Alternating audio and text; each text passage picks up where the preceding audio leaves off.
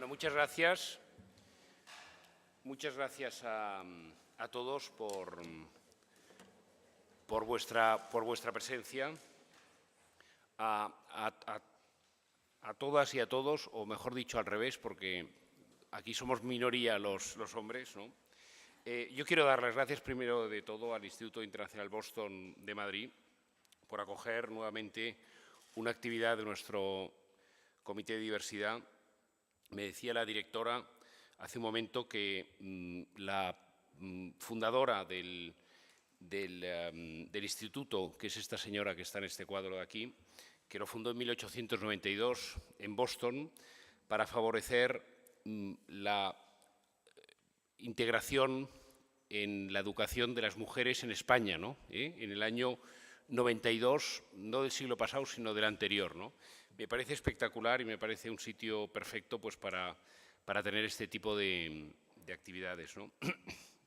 Quiero dar las gracias a los ponentes que están aquí, a Daniel Carreño, vicepresidente de AmCham Spain y CEO de General Electric para España y Portugal, muy especialmente a Beatriz Faro, que es la presidenta regional no en el sentido de región española, sino de región del mundo, de Medicina Interna de Pfizer y presidenta del Comité de Diversidad en la Cámara, a María del Carmen Quintanilla, miembro de honor y congresista permanente en la Asamblea Parlamentaria del Consejo de Europa, a quien acabo de conocer.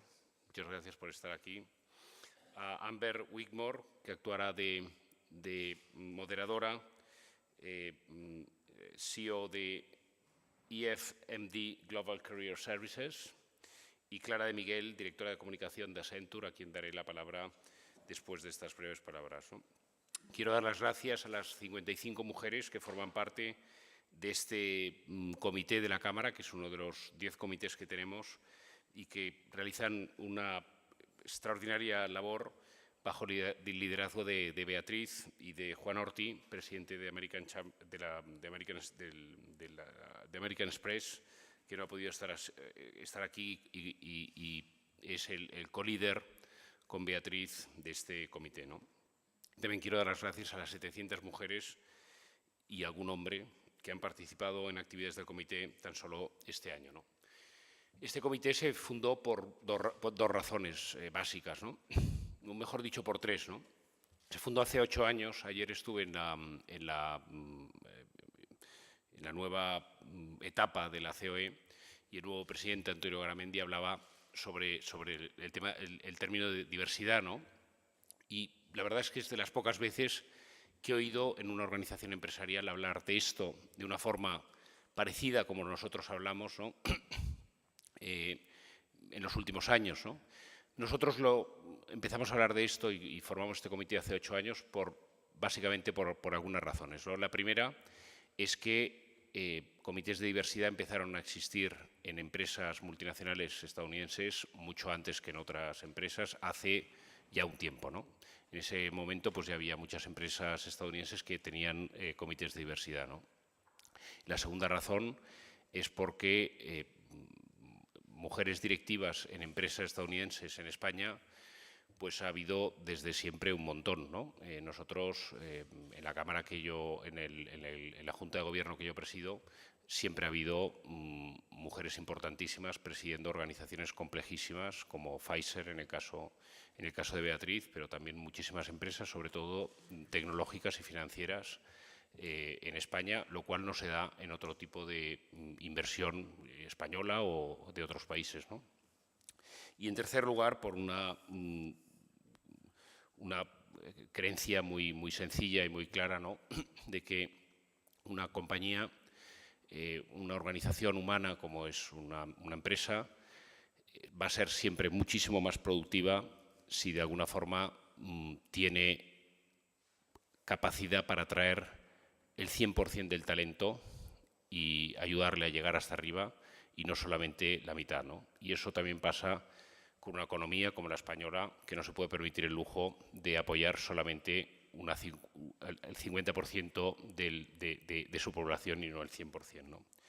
Nosotros en este comité tenemos dos actividades, ¿no? Una es promover la diversidad de todo tipo, muy especialmente la de género, y la otra es contribuir al desarrollo del talento femenino, impulsar el acceso de mujeres a los máximos órganos de decisión de las empresas, ¿no? Terminar con esos techos de cristal y conseguir, a través de nuestros programas de mentoring y CEO's Breakfast, que mujeres muy preparadas pues, lleguen a los comités de dirección, a las presidencias, a ser consejeras delegadas, a estar en los consejos de administración de las grandes compañías, de las grandes organizaciones empresariales en España.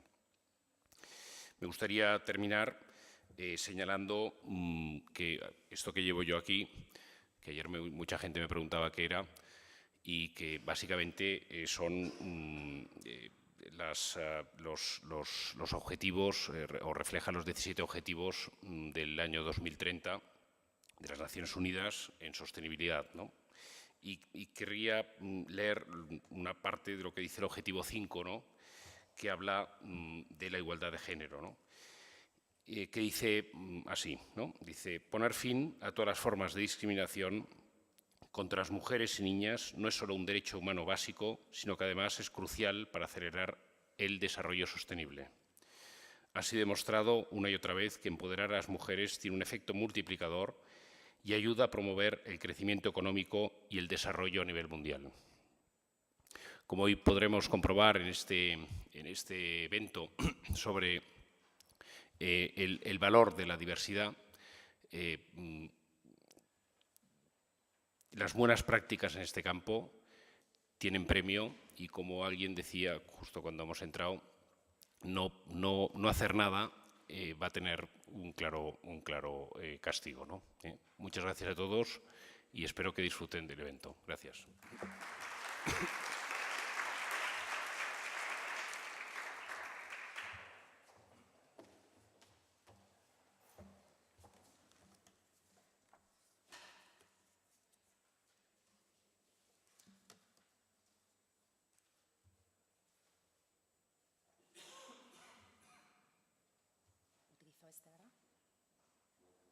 Mejor el otro.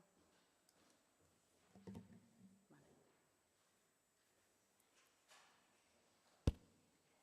Pues buenos días a todos. Yo soy Clara de Miguel, soy Managing Director en Accenture en la industria de comunicaciones, medios y tecnología. Muchísimas gracias a la AmCham, al Instituto de Boston por la invitación y a Bea Faro, que es la presidenta del Comité de Diversidad. Bueno, vamos a hablar del impacto de la diversidad en los negocios, ¿no? Y cuando hacía un poco y reflexionaba sobre cómo la diversidad es una palanca de creación de valor, miraba un poco atrás y pensaba en mi trayectoria en Accenture y en los proyectos y programas de transformación en los que habíamos creado mayor valor para los clientes y habían sido más diferenciales. Y pensando un poco, yo creía que todos estos proyectos tenían varias cosas en común. Una, solían ser proyectos en los que habíamos dado solución a problemas muy complejos, que en el proceso involucrábamos experiencias, perspectivas diferentes que nos ayudaran a ser más creativos y a un mayor flujo de ideas. Y también era el resultado una solución muy innovadora, algo que en ese cliente o en esa industria no se había hecho nunca antes.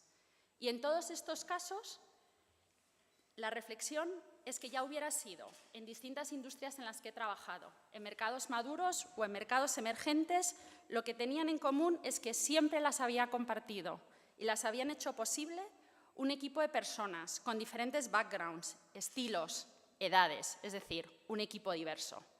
Y no solo esos proyectos habían sido los que habían creado mayor valor para los clientes, sino quizá para mí también personalmente, como persona y como profesional. Y quizá en esta reflexión que os decía, pensaba un poco y recordaba con especial cariño los 5 años en los que yo viví en Sudáfrica y trabajaba como responsable de desarrollo de negocio en África, que creo que marcaron de una manera muy especial mi visión y apreciación de la diversidad como palanca de cambio y de creación de impacto en el negocio. Y esto es de lo que queremos hablar un poco esta mañana, ¿no? De cómo la diversidad impacta en la creación de valor en las empresas. Y bueno, para empezar, pensar un poco qué es la diversidad, ¿no? Pues la diversidad no es solamente una acción de contenido social que pretende generar y fomentar las oportunidades para todos. La diversidad es un imperativo de negocio. en el mundo de transformación en el que nos encontramos, con los retos, la rapidez de cambio en la que todos estamos inmersos, la diversidad se convierte en un factor clave para el éxito en el entorno empresarial. Pero, ¿cuándo es la diversidad diferencial? Y nosotros en Accenture pensamos que la diferencia o el plus que da la diversidad se da cuando ponemos esa diversidad a trabajar al servicio de nuestros clientes, de nuestras ideas y de nuestros productos. Y para eso es importante también tener una plantilla diversa.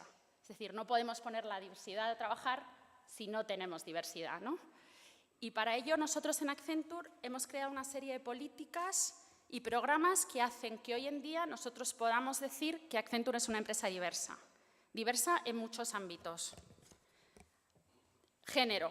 Nosotros en Accenture tenemos un compromiso firme de llegar a la paridad de la plantilla en el año 2025, que haya igualdad de hombres y mujeres. Y hoy en Accenture no estamos tan lejos de ese objetivo. En España, concretamente, tenemos un 40% de mujeres entre los profesionales de Accenture. Pero no solo hablamos de género cuando hablamos de diversidad, hablamos de culturas, de experiencias, de backgrounds, de estudios. En Accenture tenemos 74 nacionalidades diferentes trabajando en España, que representan más de 150 títulos académicos o experiencias formativas. Y también, por primera vez, trabajamos conjuntamente 4 generaciones. También hemos puesto en marcha programas como LGBT Ally, que cuenta con 25.000 miembros en todo el mundo y en España con 2.000 profesionales que actúan como agentes y facilitan la integración y fomentan la igualdad de oportunidades para los empleados LGBT. Y también las personas con capacidades diferentes son un componente clave en nuestra compañía, para las que desarrollamos programas de apoyo a sus necesidades diarias. Y por daros algunos ejemplos, tenemos un programa que se llama Flexibility, que lo que hace es dota de ayuda económica a profesionales con familiares con alguna discapacidad certificada, o el programa de apoyo y seguimiento de todas nuestras personas con discapacidad, proporcionándoles la infraestructura y tecnología necesaria para el desarrollo de su trabajo. Este conjunto de programas a los que referenciaba y daba algunos ejemplos nos ha permitido que en este año 2018 se nos haya valorado como la empresa más diversa a nivel mundial, según el índice Thomson Reuters, que valora más de 7.000 compañías globales cotizadas. Pero en nuestra opinión, tener una compañía diversa, tener una plantilla diversa, es condición necesaria, pero no suficiente, para si queremos conseguir los objetivos de negocio que nos hemos marcado. En Accenture, nuestro objetivo es llevar la innovación a los clientes para mejorar el modo en el que el mundo vive y trabaja. Y ahí es donde ponemos la diversidad a trabajar, como fuente de creatividad y de innovación, que nos permite la relevancia en nuestros clientes, llevando experiencias personalizadas que dan mayor valor y resultados de negocio. Posiblemente, si en Accenture no fuéramos una empresa diversa, no nos habría contratado Walt Disney como socio y fundador del Studio Lab. Y el Studio Lab es una iniciativa dedicada a reimaginar, diseñar y desarrollar prototipos para la definición del entretenimiento del futuro. Posiblemente, si no fuéramos una empresa diversa, el Vaticano no nos habría contratado para rediseñar sus canales digitales, que en definitiva son una gran parte de su comunicación con el mundo. Y lo mismo en otros sectores. En España trabajamos en prácticamente todas las industrias y sería difícil aconsejar cuál es el camino correcto a estas empresas para realizar sus estrategias si no contáramos con una población de profesionales de diferentes nacionalidades, edades, experiencias, estudios. Pero no es solo la diversidad algo que ponemos a trabajar al servicio de nuestros clientes, sino que a nosotros mismos nos da una ventaja competitiva diferencial. Y es conseguir que nuestros profesionales estén orgullosos de pertenecer a una compañía, a nuestra compañía, y aumente su nivel de satisfacción y permanencia. Y este punto es tremendamente importante. Según un estudio que hemos realizado en Accenture recientemente, más del 75% de las personas hoy en día valora la diversidad de una empresa a la hora de elegirla como el lugar para trabajar. Y el 98% de las personas que trabajan en empresas con un alto nivel de diversidad dicen sentirse satisfechos con su nivel de desarrollo personal. Por lo tanto, la diversidad en una empresa es un valor competitivo diferencial que nos permite ser más atractivos para el talento. Yo diría incluso ser imanes de talento y, en consecuencia, hacer que nuestras compañías sean más líderes, más competitivas, en definitiva, mejores. Y no quería terminar sin destacar un aspecto esencial de cómo entendemos en Accenture la diversidad. Para Accenture la diversidad y la inclusión están implícitos en nuestros valores corporativos. Es, por lo tanto, y está muy presente en todos los profesionales, con un compromiso fuerte de la dirección. Es, al final, la diversidad parte de nuestra cultura y valores.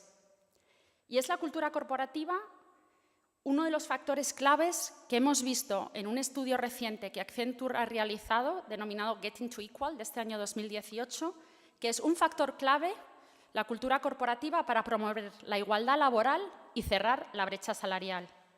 La cultura corporativa de las empresas contribuye a crear igualdad de oportunidades entre mujeres y hombres. Y en este estudio de Accenture analizábamos 40 factores que en las compañías que tenían mayor cantidad de estos factores, al final el desarrollo profesional de las mujeres era mayor, pero todo el mundo resultaba beneficiado. Y me gustaría compartir algunos datos con vosotros de ese estudio. En estas compañías, la visión y expectativa de carrera era mayor. El 87% de los encuestados, y estos son datos de empresas en España, aspiraban a ser promocionados y el 77% aspiraba a ocupar puestos de liderazgo. En estas empresas, el salario de las mujeres podría llegar a incrementarse en un 48%, cerrando, por lo tanto, significativamente el gap salarial. Pero cuando las mujeres suben, resulta que los hombres también. En las compañías en España, con mayor presencia de estos 40 factores culturales que os comentaba, los hombres tienen un 23% más de probabilidades de avanzar a puestos de manager y superior, y hasta un 85% más de probabilidades de llegar a ascender a puestos de senior manager, director o superior. Es, por tanto, clave para fomentar y promover la igualdad laboral una cultura corporativa y entorno inclusivo, en el que se confíe en los empleados, haya respeto por el individuo y se dé total libertad para recibir formación, trabajar con flexibilidad y ser creativo. Y a esto es a lo que aspiramos en Accenture, a construir el lugar donde cada profesional extraiga su mejor versión de sí mismo, único en todo momento, que enriquezca nuestro negocio y fomente su sentido de permanencia. De ahí el título de nuestro lema dentro de la compañía, sobre la diversidad, que incorpora dos conceptos: igualdad de oportunidades y mejor visión de uno mismo. Todos iguales, pero todos diferentes. Muchas gracias.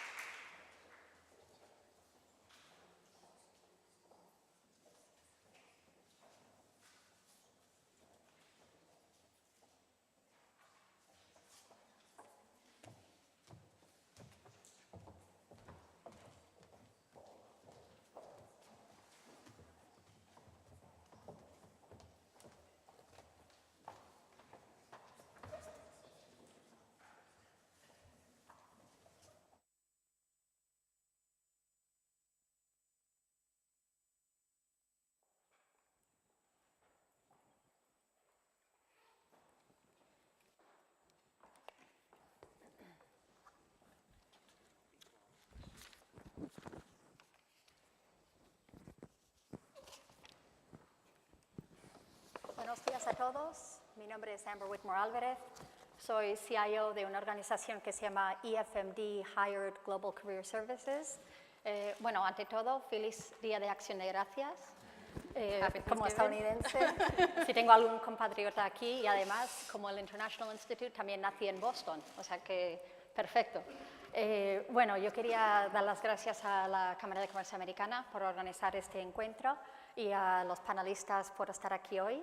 Y quería empezar con una definición de la diversidad en sus palabras. Clara ya nos explicó en más detalle qué es la diversidad para ti, para Accenture. Carmen, de forma muy resumida, porque yo me reúno cada año, bueno, llevo 9 años en el mundo de talento y carreras, reuniéndome cada año con más de 1000 empresas, y a la hora de sentarme y preguntar por su interés en aumentar la diversidad en sus empresas, cada uno lo define de una manera distinta. Entonces, en sus palabras, me interesa saber. Bueno, la diversidad forma parte del ser humano, ¿no? De la propia identidad de cada uno de nosotros. Nadie somos iguales, somos cada uno de nosotros únicos. Y desde ese talento de cada uno de nosotros tenemos que apostar por una sociedad justa y que nazca el principio de la igualdad como un derecho, sí, no como una premisa. Entonces, desde esa diversidad de cada uno de nosotros, de ser únicos e irrepetibles, tenemos que abordar el gran reto del derecho a la igualdad. Muy bien. Somos diversos, pero también iguales a la hora de avanzar. Muy bien, gracias. Beatriz. Para mí la diversidad es, como ha dicho Carmen, cada uno somos únicos, somos diferentes, y la diversidad es el saber apreciar esa diferencia y sacar lo bueno de cada uno. Y desde el punto de vista empresarial, pues las empresas al fin y al cabo estamos dando servicio a la sociedad. Si tenemos una sociedad diferente, si no tenemos una empresa diversa, no vamos a ser capaces de poder dar soluciones o de poder servir a la sociedad. Muy bien. Daniel. Bueno, en primer lugar, muchas gracias por la invitación y darme la oportunidad de estar aquí. Pues para mí diversidad es la aproximación a cualquier realidad con ausencia de prejuicios. Es lo que consigues cuando te aproximas a, insisto, a cualquier realidad con una ausencia total de prejuicios. Muy bien, pues eso me aclaró un poco el tema. Les voy a contar un caso personal que me ocurrió la semana pasada. Yo estoy basada, ahora vivo entre Córdoba y Oslo. Una semana en Córdoba y una semana en Oslo. Y la semana pasada estaba moderando una conferencia de los 100 directores de carreras de las escuelas de negocios, de las 520 escuelas de negocios que forman parte del FMD. Y tuvimos como ponente invitada a una mujer que se llama Sinead Kane. Igual si alguien vio ayer Espejo Público, salió. Es irlandesa y es la primera mujer ciega, invidente, en realizar el World Marathon Challenge. El World Marathon Challenge, para los que no lo conocen, son 7 maratones en 7 continentes en 7 días. Lo corren 33 personas todos los años. Sinead Kane, al verme en la conferencia, y ella sabe que estoy basada en España, me contó un caso que está ocurriendo ahora. Ella se intentó inscribirse en un maratón en Barcelona y le dijeron que no es posible, que ella fastidiaría a los demás corredores. Entonces, quería preguntarle a Carmen si esto es un caso aislado o si en España realmente vamos por detrás de otros países. Sí, bueno, al principio, como me ha preguntado la primera, ha sido como una sorpresa. Quiero dar los buenos días a todas y a todos. Quiero también dar las gracias a la Cámara de Comercio en España por haberme invitado, por supuesto a Alejandro Rueda, que ha tenido la gentileza de llamarme, y a todos. Bueno, es un caso aislado. Sí. Es un caso aislado porque si España es un referente en el avance por la igualdad, pero también es un referente no solamente en la igualdad entre hombres y mujeres, sino también en las leyes que hemos abordado desde el compromiso de hacer posible la incorporación de las personas con diversidad funcional, que a ellas no les gusta que se les llame con diversidad funcional, sino que les gusta que les llamen discapacitados, y por lo tanto España es pionera a través de leyes muy importantes que no existen en otros países del mundo, que además tenemos incorporados en el Congreso y en el Senado personas con discapacidad, 2 discapacitados que no pueden andar en silla de ruedas, una parlamentaria sordomuda, es decir, que España ha hecho un gran esfuerzo por la integración de las personas con discapacidad y yo siempre pongo ejemplo la Fundación 11. La Fundación 11 ha trabajado a pie de obra, que es una palabra muy española, a pie de obra con las personas con discapacidad, integrándolas en el mundo del empleo, que es fundamental para hablar del principio y del derecho a la igualdad. 78.000 puestos de trabajo han creado en 70 años de vida que tienen y en esos 78.000 puestos de trabajo estamos hablando de personas ciegas, invidentes, de personas sordas, de personas con muchas discapacidades intelectuales y físicas y además también, por eso hablo de un hecho aislado, porque hace unos días se aprobaba en el Congreso de los Diputados por unanimidad también una ley donde les daban a las personas con discapacidad intelectual el derecho al voto, el derecho a ser personas igual, es decir, desde la diversidad construimos la igualdad. Por lo tanto, es un hecho aislado de la propia organización del maratón, lo que me parece una verdadera injusticia. Muy bien, muchas gracias. Me alegro saberlo. Quería saber ahora, preguntarle a Beatriz, pensando en estos casos aislados, ¿qué tendría que cambiar en la educación en cuanto a contenido, estructura, para que no pasen estas cosas, ¿no? Para que la gente sea más consciente y para fomentar el ser más abierto, ¿no? al tema de la diversidad? Bueno, yo creo que la educación es un pilar básico porque a mí me sorprende, por ejemplo, que hace unos meses vino una chica que no llegaba a los 30 años y me preguntó: Beatriz, ¿qué tengo que hacer para acelerar mi carrera ahora que luego cuando sea madre ya no voy a poder hacerla? Entonces, claro, desde que son niños, desde la educación, yo creo que tenemos que cambiar muchas cosas. Se está evolucionando mucho y seguro que Carmen sabe mucho más de esto. Se está evolucionando muchísimo en la educación y yo lo veo, yo tengo 3 niñas pequeñas y veo cómo están mucho más abiertos a la diversidad. Pero yo creo que todavía hay que hacer mucho. Los niños pequeños son como esponjas. Si desde que nacen no les estamos diciendo en el colegio y en casa, porque podemos hablar de la educación, pero bueno, desde que nacen, si no les estamos diciendo que tiene el mismo derecho una mujer, un hombre, un discapacitado o un no discapacitado para llegar donde quieran, entonces no vamos a avanzar. Entonces, tenemos que trabajar conjuntamente desde el tema de la educación y eso implica ya no solo los colegios, sino también hacer una buena ley de educación para que la diversidad sea uno de los temas más importantes, pero luego cuando esos niños salen del colegio y vienen a casa tienen que ver el mismo modelo del que están hablando en el colegio. Yo creo que todavía hay muchísimo por hacer y muchísimo por avanzar.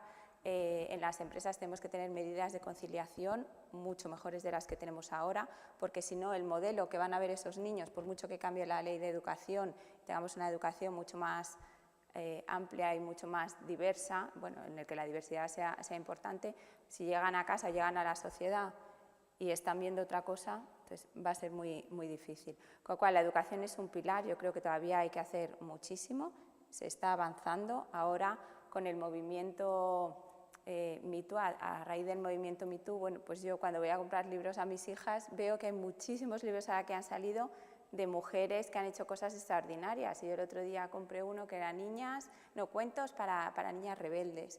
Entonces, eso también está favoreciendo que la sociedad. Lo que pasa, que yo lo que estoy viendo es que en el tema de los niños y en la educación se está dirigiendo mucho hacia las niñas, cuando creo que se debería dirigir al colectivo total. Y pasa lo mismo con las mujeres, porque al final el valor de la diversidad es para todos. Y lo comentaba yo creo que Clara cuando decía que tanto hombres y mujeres salían beneficiados de la diversidad. Con lo cual, en resumen, creo que se ha avanzado en la educación, pero todavía hay muchísimo por hacer, pero sobre todo creo que la educación tiene que ir a la par del modelo que después se ve en casa, que se ve en las empresas, que se ve en la sociedad en general. Muy bien. Pues además he venido hoy acompañada de una de mis hijas, entonces está bien que esté aquí escuchando esto. Daniel, estamos viendo bastantes iniciativas para aumentar la diversidad en sectores más clásicos, digamos, como la banca, tecnología, las ciencias. ¿Dónde cree que tenemos que hacer un esfuerzo por aumentar la diversidad? ¿En qué otras áreas? Bueno, yo quería un poco reforzar el mensaje de Carmen antes, en el sentido de que yo creo que no reivindicamos suficientemente algunas áreas donde somos un referente a nivel mundial. Mencionábamos la inclusión de las personas discapacitadas, pero creo que estamos por delante de muchos países idealmente más desarrollados que nosotros en ámbitos como, por ejemplo, la integración de migrantes, pero sin duda tenemos todavía un enorme camino por recorrer. Y mencionabas ahora el público al que debemos dirigirnos. Yo creo que este es un ejemplo, es decir, veamos el número de hombres que hay hoy en la sala, ¿no? Un número extraordinariamente reducido. Tendríamos que aspirar a ese 50-50, no somos capaces todavía de trasladar a la sociedad una realidad para mí evidente, que está muy ligada sin duda a la educación, esa educación formal, académica, que es extraordinariamente importante, pero yo creo que en cualquier ámbito de la vida la verdadera educación es la que vivimos. Y ahí yo haría una referencia a la realidad en la que estamos inmersos.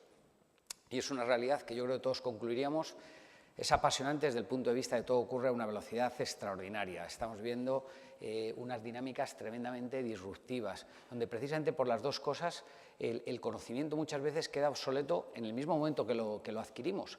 Esto va a determinar unos modelos organizativos donde vamos a tener que confiar mucho en las personas, porque las personas van a tener mucha mayor autonomía de actuación. Y para que esas personas en ese ámbito de mayor autonomía sean exitosas, tienen que contar con mucho talento y sobre todo con una actitud determinada de capacidad de aprendizaje, de asumir esa nueva realidad. Ese contexto yo creo que demanda que esas personas, insisto, talentosas con mayor actitud, vayan a tener un protagonismo que va a determinar el mayor éxito de las organizaciones. Yo hasta la fecha no he visto en ningún sitio que ningún género, ninguna etnia, ninguna confesión religiosa tenga una superioridad en esos términos respecto a la otra. Lo cual, todas las organizaciones que hacen una aproximación diferente y apuestan decididamente por un determinado género, por una determinada etnia, están renunciando a una parte importante del talento y, como consecuencia, serán menos exitosas.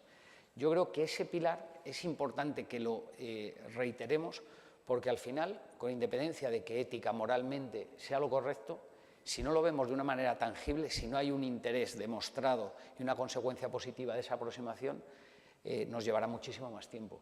Insisto, y más en un contexto como el actual, donde no hay una fórmula de éxito, ninguna organización puede decir esta es la hoja de ruta que debe seguir, va a ser un entorno de liderazgo, por ejemplo, con lo cual tenemos que trabajar en demostrar cada día que no es algo que pensamos, sino es algo que hacemos. Muy bien. Para lograr eso, Clara, como Managing Director de Comunicaciones, Medios, Tecnología, en la economía digital, ¿qué rol están teniendo los medios sociales?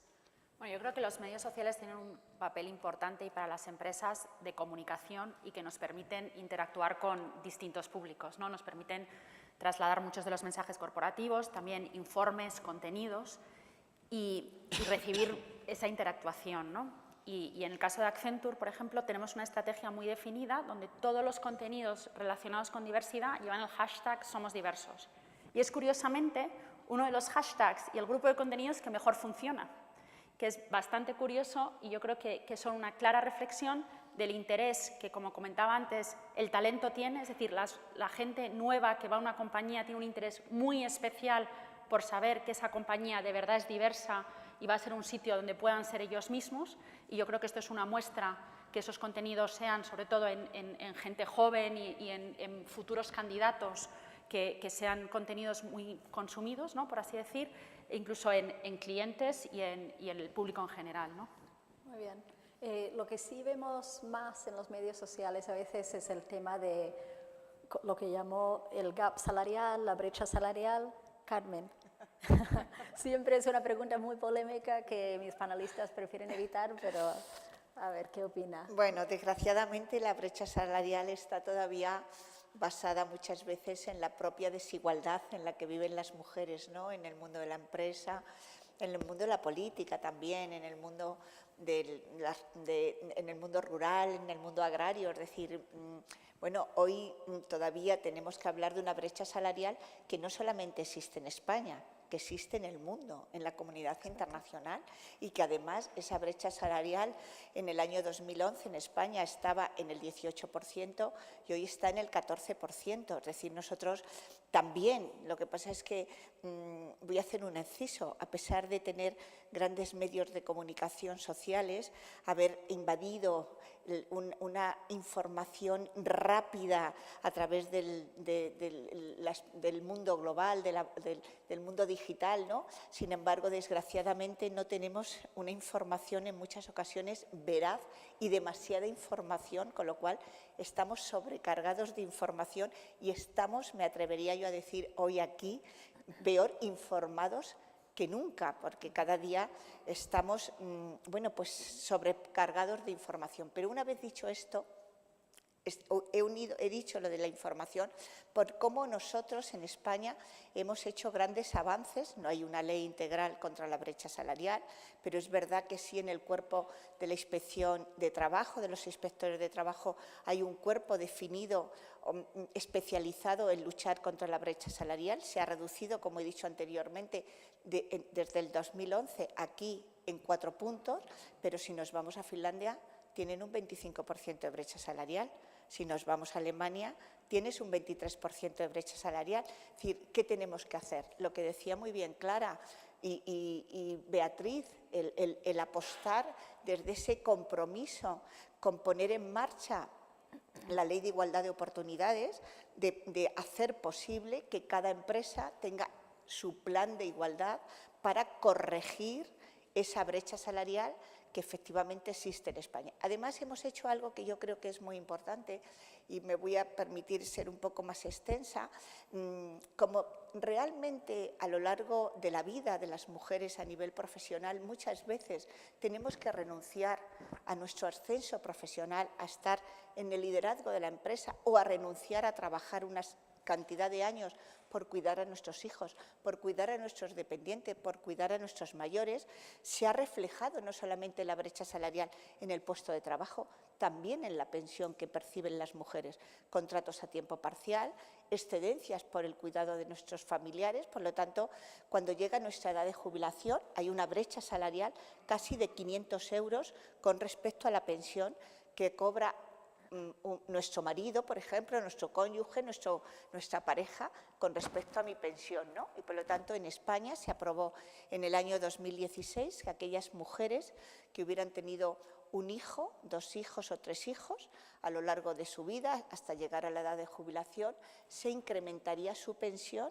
por un hijo un 5%, por 2 hijos un 10% y por 3 hijos un 15%. Eso nos ha hecho también apostar porque esa brecha salarial en pensiones la vayamos corrigiendo poco a poco. No es lo mismo hablar de una mujer de 65 años hoy que posiblemente una mujer de 65 años en el año 2025-2030, porque posiblemente su currículum no tenga nada que ver con el de una mujer de 65 años hoy, o posiblemente las líneas de conciliación de la vida profesional, familiar y personal la den la posibilidad de no tener que renunciar a ascender en su puesto de trabajo o a pedir una excedencia por el cuidado de personas, de sus hijos o de familiares. Por lo tanto, la brecha salarial existe y hoy tenemos que apostar. Y la Agenda 2030 también hay un mandato claro por hacer posiblemente ese gran compromiso por la igualdad, del derecho a la igualdad de un puesto de trabajo, de un empleo igualitario y justo, ¿no? Y por lo tanto también, y ahí la Agenda 2030 no solamente es un mandato claro a las ONGs, sino que ni a los gobiernos, que es así como se establecieron los objetivos del desarrollo, los objetivos del milenio o la agenda de la conferencia de Pekín. No, hoy estamos hablando de una Agenda 2030 que implica a toda la sociedad. Por eso tengo mucha fe que esa Agenda 2030 corrija también la brecha salarial. Muy bien, agradezco su respuesta más extensa porque ha sido una reflexión interesante y un punto de vista importante. Gracias. Beatriz, estamos viendo muchos estudios que demuestran que la diversidad en una empresa aumenta la innovación, la creatividad. ¿Qué está haciendo Pfizer para atraer talentos diversos? Yo diría para atraer talentos diversos y para retener talentos diversos, porque yo creo que es uno de los retos más grandes que vamos a tener en las compañías, es una vez tienes el talento, ¿cómo puedes retener ese talento? Yo, antes de contestarte a la pregunta, me gustaría hacer un comentario respecto al plan de igualdad que comentaba Carmen, porque aunque es cierto que las compañías por ley tienen que tener un plan de igualdad, a mí lo que me gustaría es que se hiciera seguimiento en esas compañías para ver realmente qué compañías están implementando ese plan de igualdad, que creo que es muy diferente.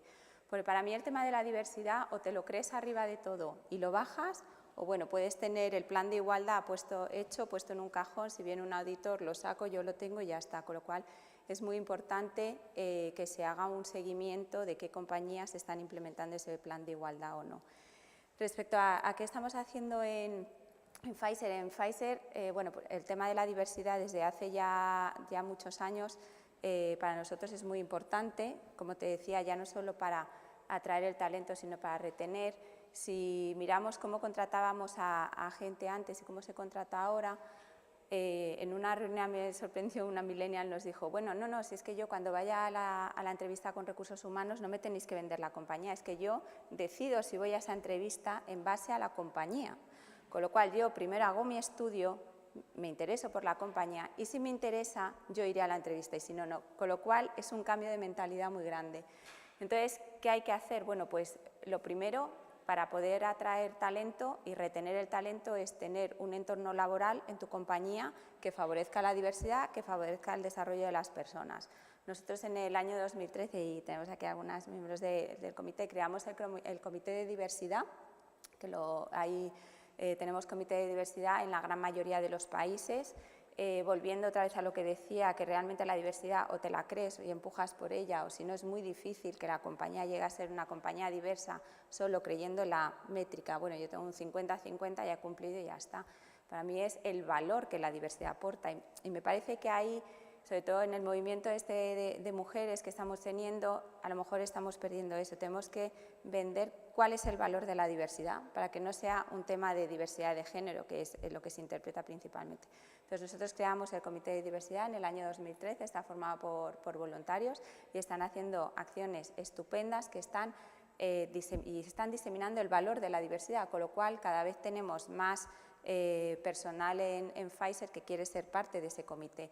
Aparte de eso, como decía, tienes que crear un entorno laboral que sea favorable a tener un entorno diverso y para que la mujer pueda seguir subiendo en su carrera o el hombre, necesitamos implementar unas medidas de conciliación que sean perfectas para que tú puedas tener, yo tengo 3 niñas pequeñas, tengo una posición internacional y yo puedo compaginar gracias a que mi compañía tiene unas medidas de conciliación, con lo cual se revisaron hace años las políticas de conciliación, tenemos jornada flexible para entrar y para salir, tenemos también, tenemos mucho cuidado en lo que es la mujer embarazada, tenemos una política de jornada reducida en los últimos meses del embarazo, tenemos una sala de lactancia para cuando la mujer se incorpora, tenemos teletrabajo. Entonces, eso favorece que tú puedas desarrollar tu trabajo basado en objetivos, no basado en un horario laboral. En el momento en que tú puedes desarrollar tu trabajo basado en objetivos, tú puedes definir cuándo trabajas, cómo trabajas y puedes conciliar muchísimo mejor. Y al final eso crea un entorno laboral que va a ser mucho más positivo, mucho más creativo, lo de que decías, mucho más innovador y eso es lo que va a hacer atraer el talento. Entonces, yo creo que porque hagas una entrevista con alguien y le digas, no, mira, es que yo tengo esto, pero bueno, tienes que vivirlo y eso, como decíamos antes, para atraer el talento ahora, eso ya no es cuando vengas a la entrevista yo te lo cuento y te va a encantar, sino hablan con gente, miran en redes sociales, que hablábamos antes, con lo cual lo primero que hay que hacer es tener un entorno laboral dentro que te favorezca la diversidad, la innovación y crear unos valores que haga que el talento quiera venir a tu empresa. Exactamente. Y estoy viendo algunas empresas que empiezan desde más jóvenes para intentar captar talento femenino a sus empresas. No sé si tenemos alguien aquí hoy de Oracle. No. Ellos tienen una iniciativa que se llama Oracle for Girls, a través de la cual intentan acercar a las niñas a las carreras tecnológicas, pero empezando desde muy jóvenes. Nosotros, Sí. en base a eso, perdona, pensando en niñas, Sí. nosotros estamos colaborando, por ejemplo, con la Fundación 11 que decía antes Carmen, estamos colaborando con Accenture también para todo el tema de diversidad de discapacitados, y luego para acercarnos a las niñas lo que estamos haciendo es colaborar con Inspiring Girls y con Junior Achievement, que tienen ese target. Entonces, a lo mejor bueno, nosotros sí estamos colaborando con ellos desde hace años, porque volviendo al tema de la educación, realmente creemos que es muy importante que desde niños vean el valor de la diversidad y que tienen las mismas posibilidades que cualquiera de llegar donde quieran. Sí, es importante. Y Daniel, en General Electric, ¿están haciendo iniciativas por el estilo? Nosotros lo hacemos por imperativo, porque somos una carretera, o sea, perdón, una compañía con presente en sectores fundamentalmente técnicos, Exacto. con lo cual la gran mayoría de los perfiles de nuestros empleados son técnicos. Y si hacemos una aproximación desde el punto de vista de género a las profesiones técnicas, ingenierías o IT, vemos que apenas un 24% de las personas son mujeres, y si nos centramos en posiciones de liderazgo, el porcentaje se reduce aún más al 13%. Entonces, hace mucho tiempo nos planteamos cómo podríamos potenciar ese porcentaje, cómo podríamos incrementarlo, y nos fijamos en otras profesiones, otros sectores, donde el porcentaje de las mujeres es mucho mayor. Y ahí yo creo que había dos elementos que eran realmente catalizadores. El primero de ellos, la valoración objetiva, es decir, que se asegurase un método que permitiese valorar las competencias de cada persona de una manera objetiva. Y vemos como, por ejemplo, profesiones a las que se accede por oposición, el porcentaje de mujeres es similar y en muchos de ellos es superior. Bueno, pues dices, la objetividad de entrada garantiza esa ausencia de prejuicios que yo decía al principio. Segundo, el atractivo. Hay muchas profesiones que por razones históricas no les resultan tan atractivas a las niñas. Entonces, nosotros ya hace varias décadas iniciamos un programa que llamamos G-Girls, que se orienta en dos etapas de la vida a las niñas. En una primera fase, lo que aquí sería el equivalente a los 4 años de ESO, donde en áreas de matemáticas, ciencias, tecnología, se trata de captar la atracción por parte de las niñas. Y después, en una segunda fase, cuando ya están completando la adolescencia, tenemos con una metodología más bootcamp, centrada en periodos cortos de 3-4 semanas, muy intensas en áreas más específicas, que pueden ser de programación, que pueden ser, por ejemplo, en manufactura aditiva, es decir, en ámbitos que después van a determinar, o creemos que pueden determinar, el que ellas accedan a profesiones técnicas. En ese sentido, a mí me gustaría destacar que, por ejemplo, en un país como España, con un alto nivel de desempleo, sobre todo entre la población joven, donde tenemos desgraciadamente uno de los peores registros a nivel internacional, las compañías de ingeniería, y tenemos aquí algunos representantes emblemáticos, son muy competitivas a nivel mundial. Es decir, la formación técnica de nuestros ingenieros merece el calificativo de excelencia. Las demandas de esos puestos no dejan de crecer cada año. Sin embargo, el número de ingenieros en España se reduce cada año. Deberíamos en gran medida tener eso en cuenta también a la hora de asignar talentos, recursos a aquello que realmente demanda el mercado, y a lo mejor es una oportunidad para de nuevo catalizar la presencia de mujeres en sectores que están demandando ese tipo de profesiones, que en base a las dinámicas ahora en curso, probablemente el protagonismo que tengan en el futuro sea aún mayor del que ya tienen en la actualidad. Y bueno, pues vemos ejemplos recientes donde, si realmente se apuesta por ello, se consigue. Es decir, Corea hace 35 años era una economía agrícola, hoy es tecnológicamente diferencial. Si se hace un verdadero plan de país en el que desarrollemos esas capacidades con un foco específicamente en aquellas áreas de debilidad en las que sin duda todavía sigue siendo la integración de la mujer, insisto, veamos hoy el split de los asistentes, creo que las posibilidades de éxito son enormes, pero tenemos que creerlo y tenemos que demandarlo como sociedad civil. Muy bien. Sí, por favor, Clara. Creo que es fundamental todo lo que estamos trabajando con las niñas, ¿no? Pero en Accenture hacíamos un estudio con una organización que se llama Girls Who Code, una organización americana muy en este sentido, y uno de los puntos que destacaban, que va un poco en línea de la reflexión un poco personal que hacía Bea al principio, y decían que parte del problema también, aparte del que es cierto que en el caso de las carreras técnicas no hay ni el 27% de mujeres, ¿no?, que finalizan los estudios, pero ni el 25% de los padres eran capaces de articular a los niños por qué ese tipo de carreras eran importantes. Y eso también es fundamental.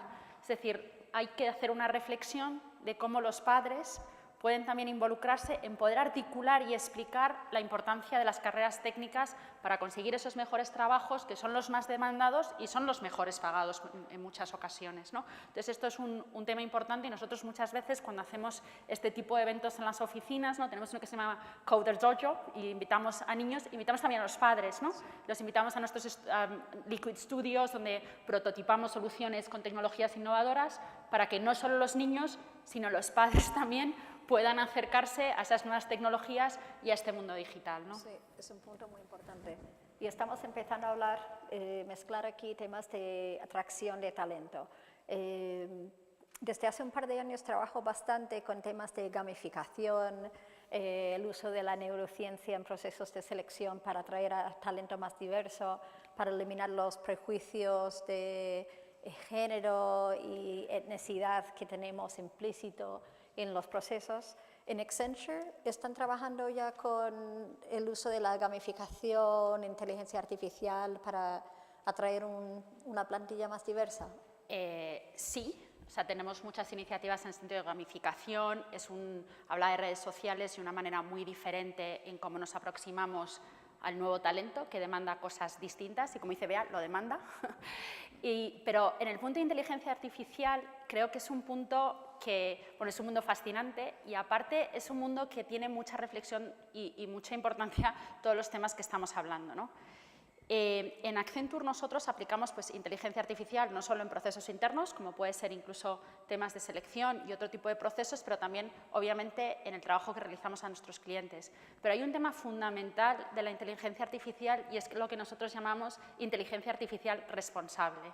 Es decir, si esos algoritmos no tienen la responsabilidad de, al final, la empresa que los está poniendo a trabajar, no están hechos de una manera transparente y que se pueda explicar las bases en las que esos algoritmos están tomando las decisiones.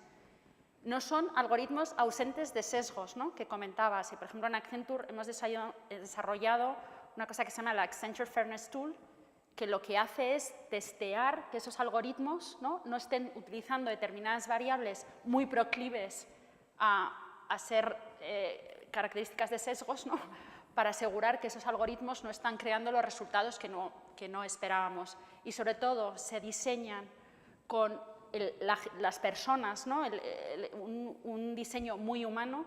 Realmente, al final, la inteligencia artificial no tendrá esa responsabilidad, que es lo que esperamos, que pedimos a las personas y que tiene que tener, ¿no? Y yo creo que este elemento de responsabilidad, como lo llamamos nosotros, es fundamental.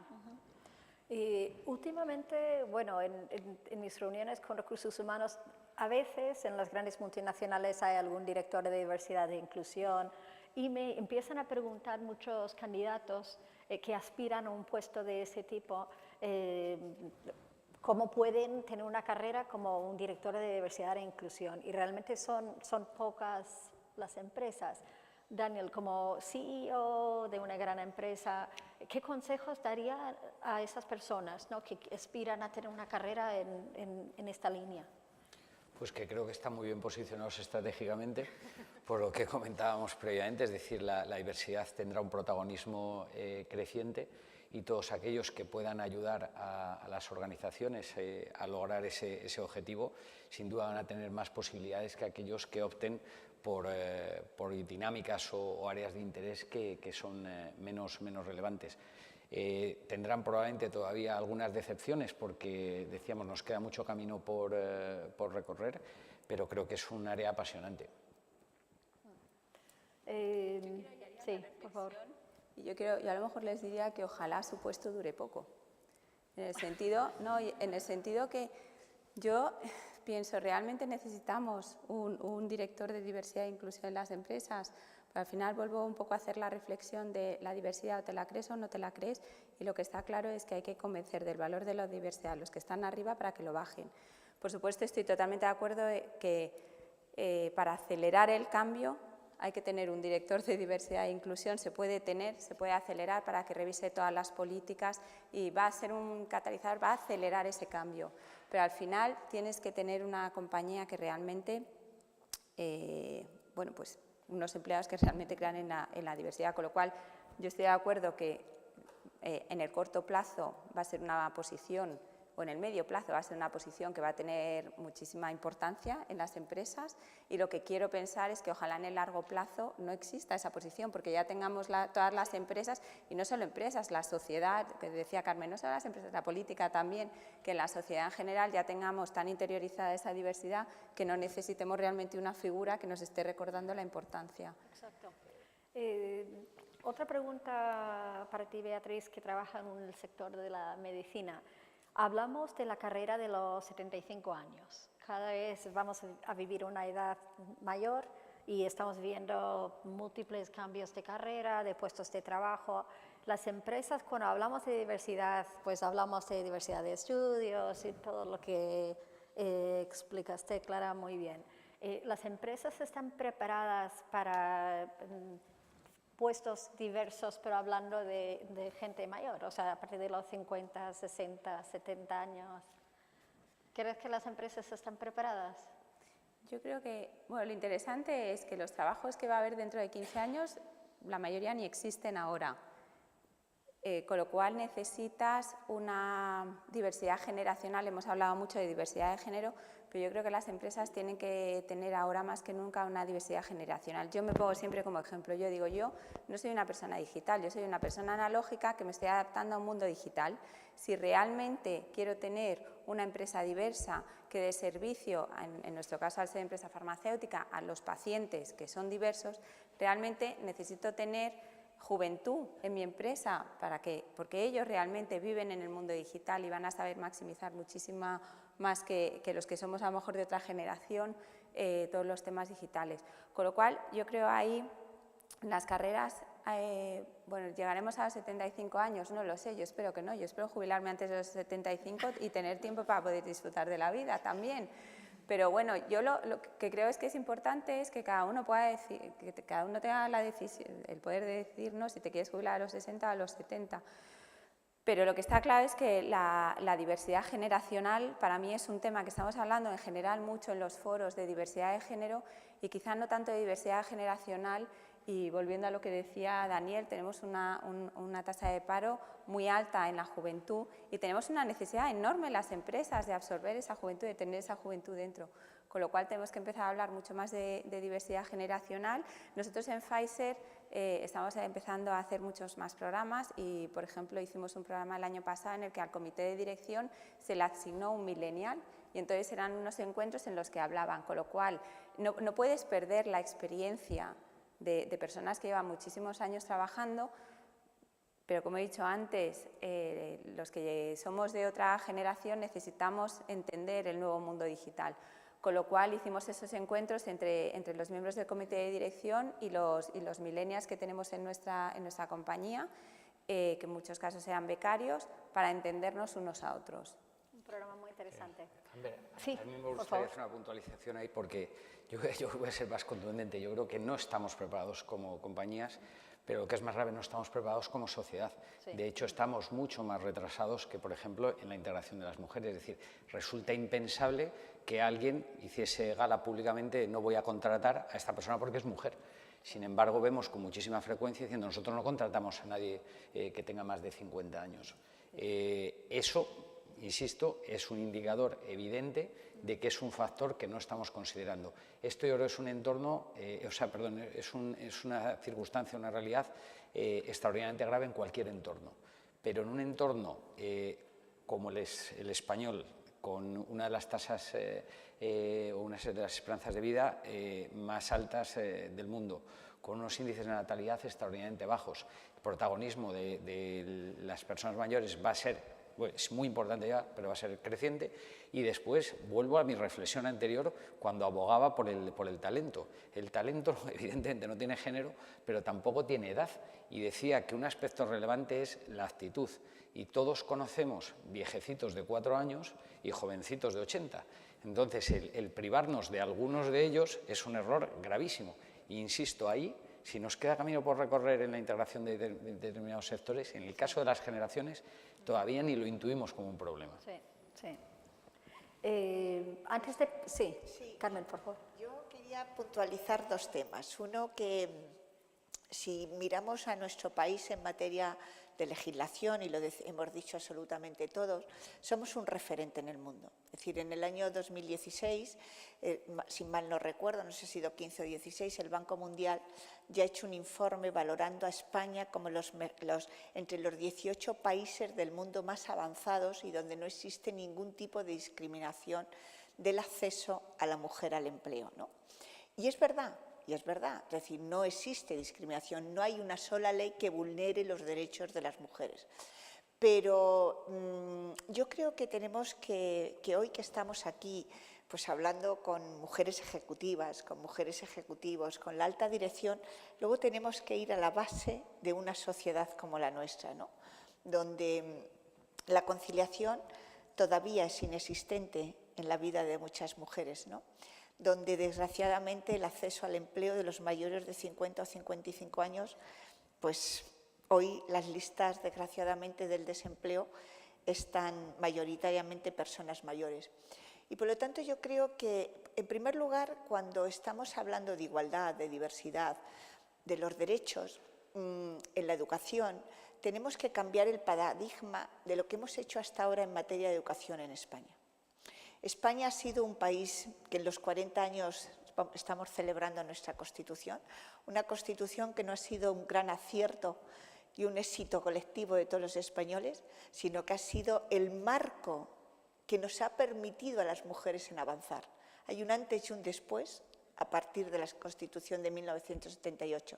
El artículo 9 y el artículo 14 es un referente en el avance y lo que ha hecho España por la igualdad de oportunidades de las mujeres. Pero una vez dicho esto, hoy tenemos todavía que ver cómo tenemos brecha salarial, cómo nos aprovecha el talento femenino de las mujeres, cómo desgraciadamente hay violencia de género. 7 de cada 10 adolescentes tienen un problema de violencia en sus relaciones de pareja. Por lo tanto, ¿en qué nos hemos equivocado? Hemos equivocado en igualdad, en una igualdad de género, nos hemos olvidado de la diversidad, de la identidad. Ese es el debate. Nos hemos olvidado de la diversidad, de lo importante que es hablar en masculino y en femenino, porque la igualdad es la igualdad de oportunidades, la igualdad de que mi talento femenino tiene que competir con el talento masculino, no con el género, sino con el talento de cada uno de nosotros. Ese es un debate que tenemos que llevar a la sociedad. ¿Por qué?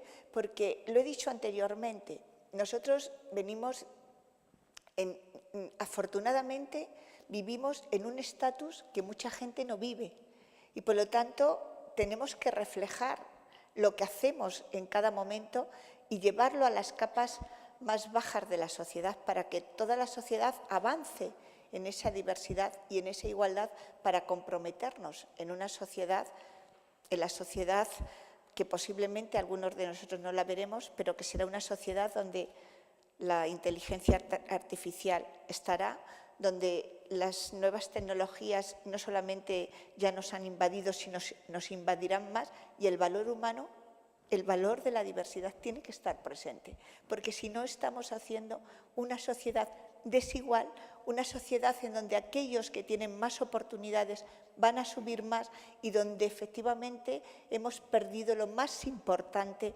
que decíamos al principio de nuestra intervención, la diversidad, pero por encima de nosotros, cada uno de nosotros somos únicos e irrepetibles y eso no lo podemos olvidar nunca. Por eso es tan importante esas premisas que estoy dando para poder abordar la diversidad, el talento, la aportación de las mujeres a la propia economía mundial. Somos la mitad de la sociedad activa. Aportamos solamente el 37% del Producto Interior Bruto. Si fuéramos capaces de ser ese 50-50 en talento femenino junto con el talento masculino, pues en el año 2025 podríamos aportar al Producto Interior Bruto 125 millones de dólares. Es decir, estamos hablando de realidades, ¿no? Por lo tanto, yo creo que está en ese debate, ¿no?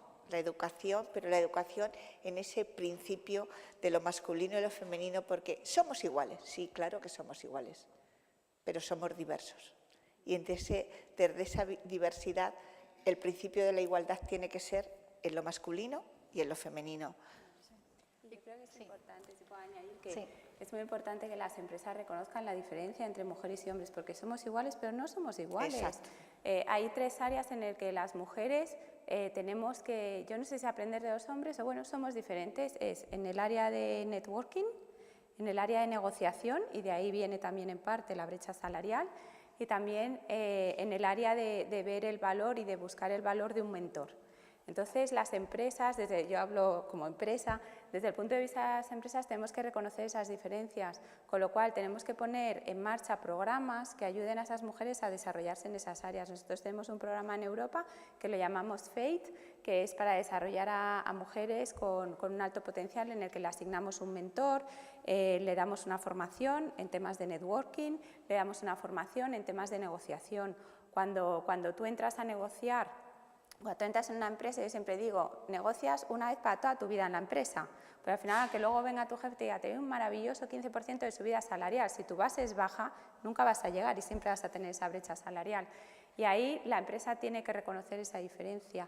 Algo que estamos haciendo nosotros también, un poco relacionado con diversidad de género, diversidad generacional, es a la hora de seleccionar para puestos que tenemos vacantes, lo que hacemos es establecemos un panel de entrevistadores que sea diverso, porque ahí está muchas veces también el fallo. Si tenemos a 3 mujeres pues, o 3 hombres, pero vamos, son del mismo sexo, entrevistando, bueno, pues no va a haber un panel diverso. Entonces, lo que nos hemos propuesto como compañía, siempre tiene que haber un panel diverso, y diverso en género y diverso en experiencias también.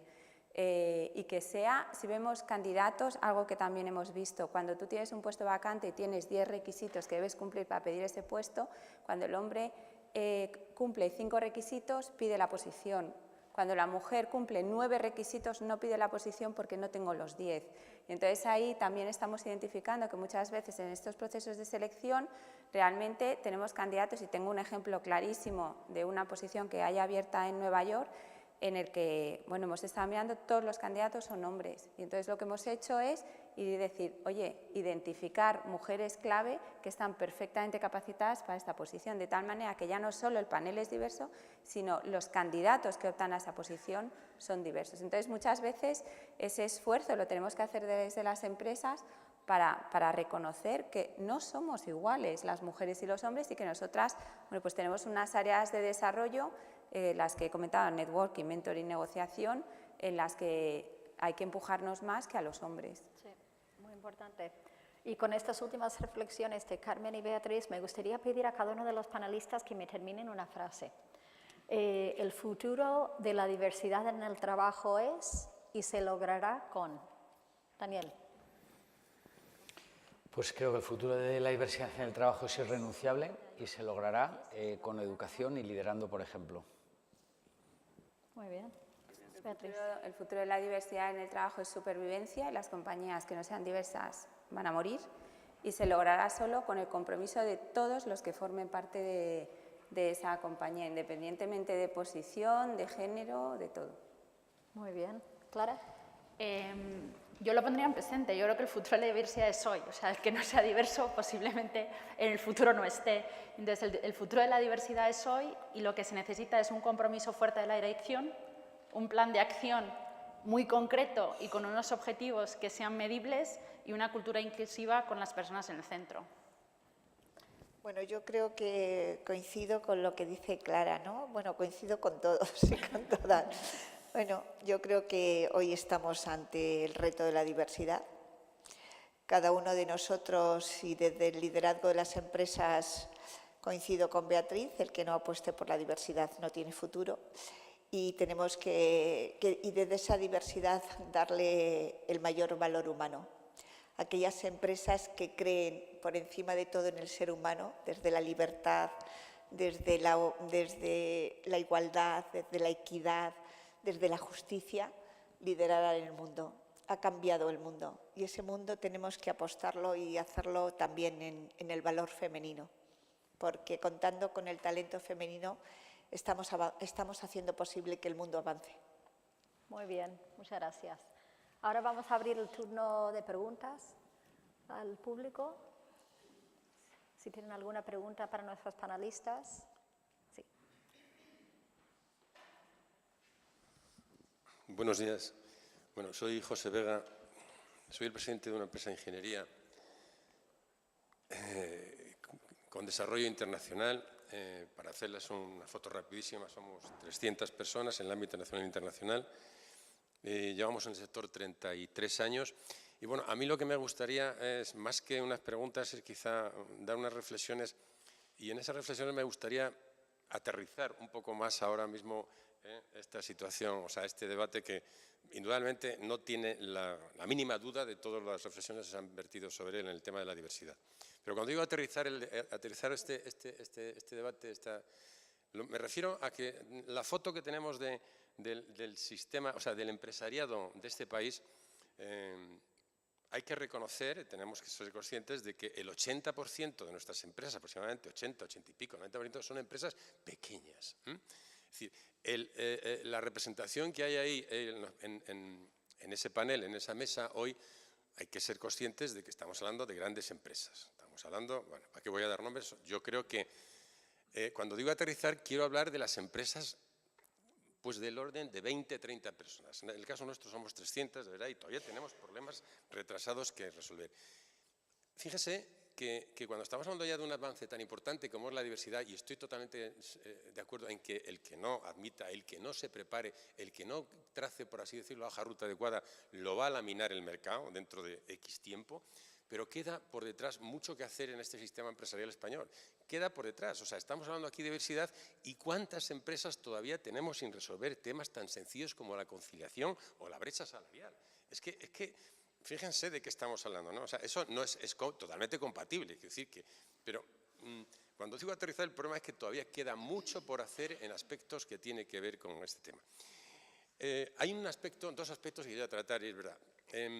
Carmen ha hablado del posicionamiento de la Administración, de nuestra Administración, a la hora de favorecer, a la hora de dar ejemplo. Yo creo que, bueno, está bien. Yo creo que la Administración, nuestra Administración, nuestras instituciones públicas están dando un cierto avance. Les queda mucho por hacer, No nos olvidemos de que, evidentemente, todavía en ese aspecto de la conciliación hay que demostrar, más que demostrar, los empresarios tienen que reconocer que realmente las herramientas que ponen a su disposición las instituciones públicas para favorecer esa conciliación son todavía cortas en muchos casos. Y hay que pensar que estamos saliendo de una crisis y que estos empresarios lo que tienen fijo como objetivo son sus resultados, es sacar su empresa adelante, cuando menos hablar del tema de conciliación. Y ahí hay todavía un retraso importante que hacer, hay un retraso. Nosotros tenemos un 30% de mujeres en la empresa. Es verdad que tenemos un sector, yo creo que en ese aspecto bastante avanzado, pues porque el 80-85% de nuestros empleados son titulados universitarios. Entonces, quiero decir que eso favorece muchas de las cosas que hemos hablado aquí. Pero hay otro aspecto, aparte de la Administración, que sí que está dando muestras. De hecho, la Ley de Contratos con la Administración Pública está favoreciendo en todos los pliegos, digamos, la predisposición de las empresas de tener discapacitados en la empresa. Están favoreciendo, o sea, se dan avances, pero yo creo que va muy por detrás todavía de lo que realmente el sistema empresarial, el sector empresarial requiere para tratar de avanzar en el tema, sobre todo de conciliación, de brecha y no digamos de diversidad. Bueno, quizá la diversidad yo no la veo tan limitada para las empresas, ¿no? Es decir, realmente nosotros, que nos movemos a ámbito internacional, en el aspecto de diversidad, pues yo creo que estamos avanzando quizá más deprisa que en otros aspectos, ¿no? ¿Alguna reacción del panel? Y acabo, perdón, y hay un aspecto, yo lo dejo ya, que tocó Clara, que es importantísimo, que es la cultura. O sea, se lucha muy mal. Si queremos avanzar con la rapidez que nos reclama, por así decirlo, por no sé, las sociedades más avanzadas, se avanza muy mal cuando en casa, en nuestras casas, tenemos unos temas culturales que deberíamos de hacérnoslo mirar, ¿no? Ejemplos, ¿no? Es decir, yo diría, ¿por qué la mujer en este país tiene una tendencia? A mí me gusta, no tengo esa estadística, ¿no? ¿Por qué la mujer en este país tiene esa tendencia a la administración pública, ¿no? Es decir, ¿por qué le resulta más atractivo la administración pública que las empresas privadas? ¿Por qué? Claro, yo tengo la respuesta, ¿no? Es una respuesta un poco triste quizá, ¿no? Es un poco triste, ¿no? O sea, y fíjese que desde determinadas asociaciones, como es el caso de la empresa familiar, estamos tratando de implementar desde la escuela ya el concepto de empresa a los pequeños, a los niños y a las niñas, para que se den cuenta de la importancia que tiene en su desarrollo posterior profesional el ámbito empresarial. Pero ahí nos queda también otra brecha importante que resolver, el tema cultural. Gracias.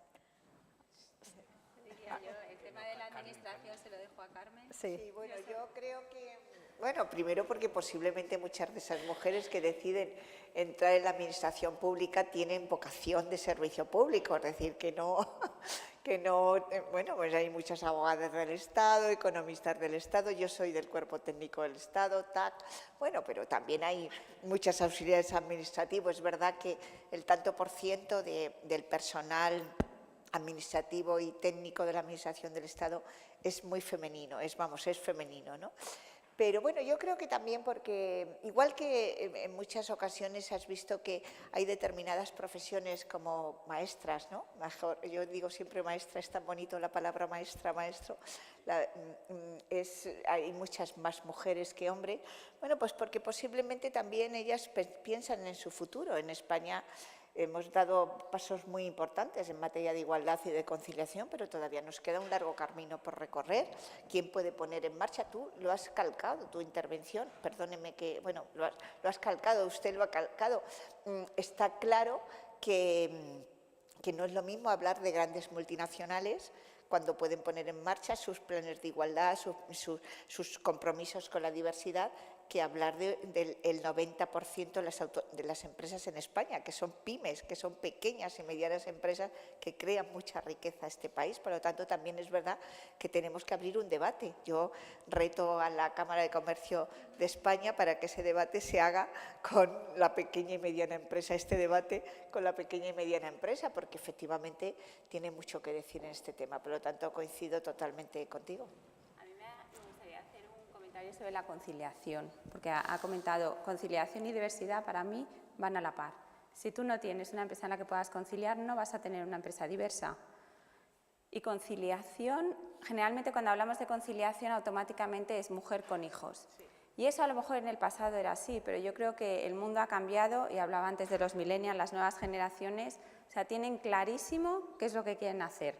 Tienen clarísimo que su vida personal es importante, su vida profesional también, pero la mentalidad de yo me meto en una empresa, estoy aquí 20 años ya el resto de mi vida y soy leal, eso ya no existe. Irá a más, yo creo, también porque el tipo de trabajo va cambiando y el mundo va muchísimo más rápido. Con lo cual, el concepto de conciliación igual a mujer con hijos ha cambiado. Ahora mismo yo digo siempre, bueno, pues a lo mejor alguien no tiene hijos, pero se quiere ir a tomar una cerveza a las 7 de la tarde en vez de a las 11 de la noche. Entonces, ahí tenemos que abogar desde las empresas grandes o pequeñas, tenemos que abogar por tener unas medidas de conciliación y para mí es la base. Lo primero es tener medidas de conciliación, por eso para mí en el plan de igualdad es tan importante que se haga, no que se obligue a las empresas a tenerlo, sino que realmente se haga un seguimiento porque no se está implementando. En el momento en el que tú implementes buenas medidas de conciliación, vas a tener equipos mucho más diversos, vas a ser mucho más creativo. Gracias. ¿Tenemos una pregunta? Sí.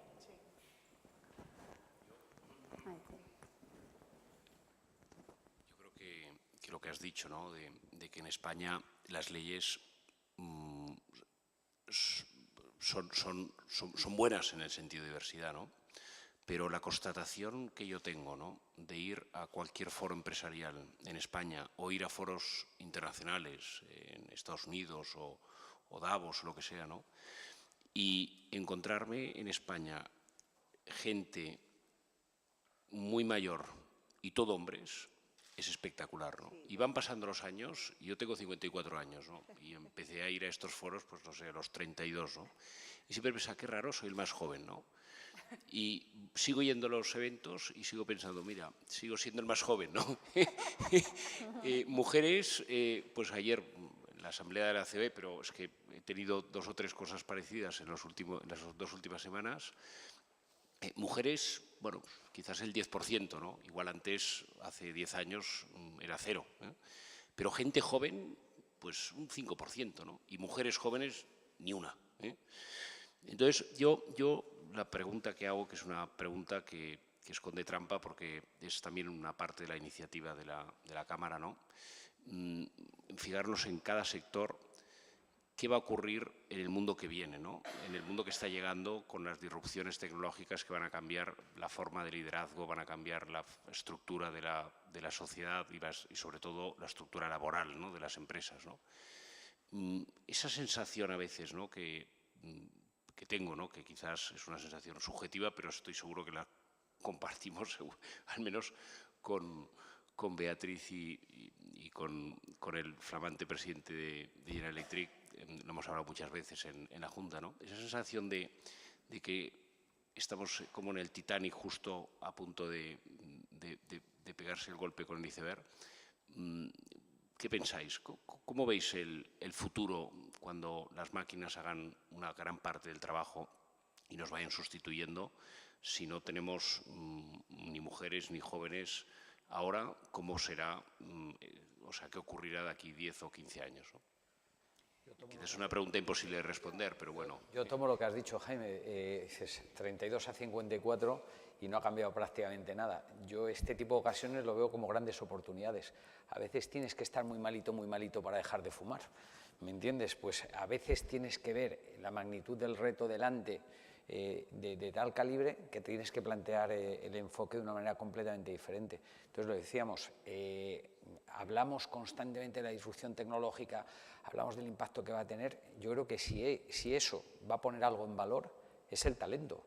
Y como el talento está repartido por igual, es el momento de aprovecharlo, ¿sabes? O sea, sin lugar a dudas, y yo creo que se va a imponer por la propia necesidad y por la propia evidencia. O sea, que es una tremenda amenaza, sí, pero que es una oportunidad al menos del mismo tamaño, también. O sea, que yo lo veo optimista.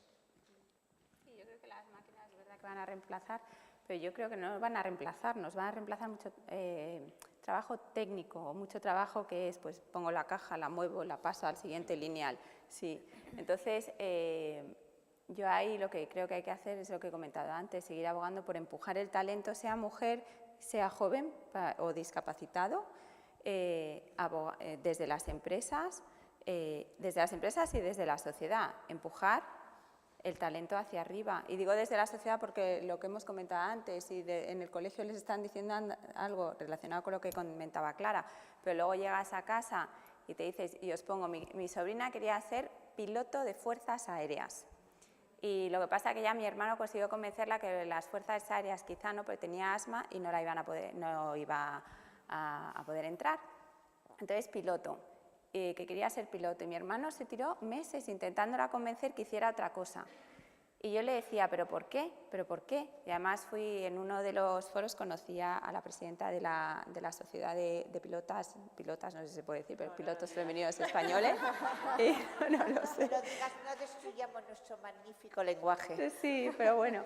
Y yo hablando con mi madre decía, ¿y por qué no? Pero déjala. Y está en ello, vamos, y ella llegará a ser piloto. Entonces, efectivamente, si llegamos a casa, yo tengo mi hija de 9 años, llegó a casa un día y dijo, mamá, hay rugby en el cole, me quiero apuntar. Mi reacción, yo que soy firme defensora de la igualdad y diversidad, le dije, chiquilla, que es de chicos eso, que vas a venir con la nariz rota. Y ella se me quedó mirando y me dijo, mamá, los deportes son de niños y de niñas, ¿por qué dices eso? Y pensé, sí, es verdad.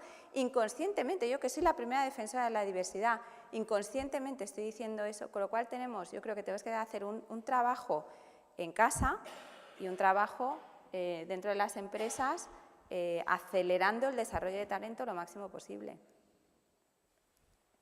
Sí, yo quería contestarle a Jaime porque me quiero dar por aludida porque me ha dicho lo de las leyes y no me queda más remedio. Vamos a ver, yo creo que, bueno, primero yo estoy convencida, no lo veré posiblemente, pero estoy convencida que en un futuro no podrá nunca una máquina sustituir al ser humano, ¿no? Tendremos que convivir con ellas, pero nunca la sensibilidad, la humanidad nunca podrá ser de la inteligencia artificial, nunca. Me niego a ello, bueno, posiblemente no lo vea, pero sí es verdad que, bueno, con respecto a las leyes, somos un referente en el mundo. Yo he trabajado 10 años en el Consejo de Europa, he sido miembro del equipo que ha redactado el Convenio de Estambul y el armamento, el esqueleto del Convenio de Estambul fue la Ley Orgánica de Medidas Integrales contra la Violencia de Género que hizo España. No existe ninguna ley como esa en el mundo. Y si nosotros tenemos cifras de violencia de género, 44 mujeres muertas, es porque hemos roto el silencio de las mujeres y porque hemos hecho público la violencia. En el mundo no. Alemania la oculta, Francia la oculta, Estados Unidos la oculta. Nosotros la ponemos encima de la mesa para concienciar y sensibilizar a la sociedad de que hay violencia contra las mujeres. Primer punto. Segundo punto. Hoy somos el 40% del Parlamento español. En la toma de decisión en los consejos de dirección de las empresas del IBEX hemos pasado de aproximadamente un 14% a un 22%. Es verdad que hoy tenemos que analizar por qué en el grado medio, en la dirección media de las empresas, mayoritariamente son hombres. Solamente hay un 10% de mujeres. ¿En qué falla? En que hay discriminación. ¿En qué falla? En que no hay compromiso por la diversidad. ¿En qué falla? En que miles de mujeres tienen que conciliar para poder subir a esa toma de decisión y que no existen medidas de conciliación. Lo ha dicho muy bien Beatriz. Hay que hablar de diversidad igual a conciliación, conciliación con diversidad. Por lo tanto, tenemos un largo camino por recorrer. Y luego, todavía tenemos, lo ha dicho muy bien Beatriz, una cultura patriarcal, una cultura en nuestra mente donde nos lleva a decir a nuestros hijos, pero ¿tú cómo vas a hacer rugby si no tienes cuerpo ni para hacer rugby? ¿No? Tú coges y ves quién juega al rugby, pues los chicos musculosos, fuertes, no sé qué. Por lo tanto, bueno, tenemos que cambiar mentalidad. Mentalidad que la tenemos que cambiar basada en la educación, lo que yo he dicho. Eduquemos en masculino y en femenino. Eduquemos en la identidad de cada uno de nosotros para tener posibilidad de tener esa igualdad de oportunidades. Y te voy a dar un dato, Jaime. Mira las conferencias de presidentes del mundo. 2 mujeres. Ahora Angela Merkel, nada más. Mira el Capitolio. El 18% mujeres y cada vez menos mujeres participando en la vida política en Norteamérica, en Estados Unidos de América, no en Norteamérica, en Estados Unidos de América. Y bueno, ese es ¿qué resultado es ese? El resultado de que nos falta voluntad de trabajar por la igualdad, que nos falta impulso político y también que hemos hecho generaciones cómodas, en donde es mucho más cómodo que nos lo den hecho antes que por coger la bandera de la igualdad o la bandera de la diversidad o la bandera de la participación o la bandera de hacer posible cambiar el mundo. Por eso yo tengo tanta esperanza en la Agenda 2030, porque en la Agenda 2030 no solamente es un mandato a los gobiernos, es un mandato a las empresas, es un mandato a las ONGs, es un mandato a la sociedad civil, es un mandato, en definitiva, al mundo para que por fin consigamos que ese 50% del talento esté en manos de las empresas y esté en manos de la clase política para construir un mundo más justo, ¿no? Entonces, yo creo que estamos en el camino. Nosotros hemos hecho grandes leyes que han hecho posible que hoy no se está la vulneración de los derechos humanos de las mujeres en España y que seamos un referente en el mundo. No lo digo yo, lo ha dicho el Banco Mundial. Por lo tanto, yo creo que es importante lo que hemos hecho y que tenemos que seguir cambiando.